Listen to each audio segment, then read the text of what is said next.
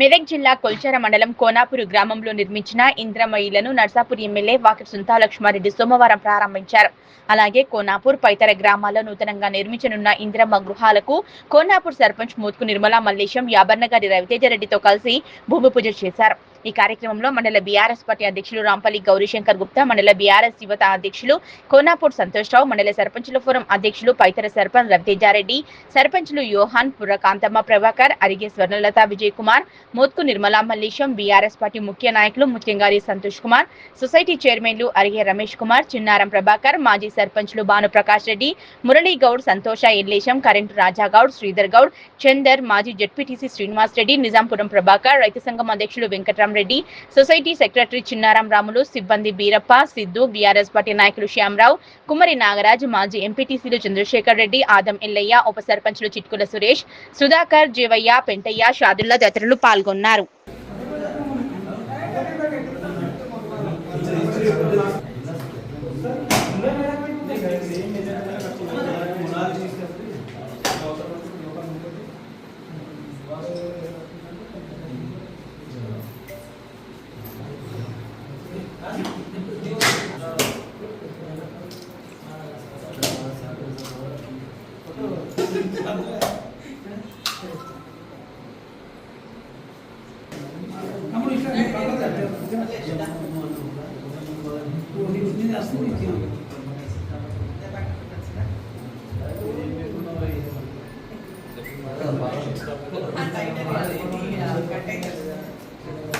Correct లేదు.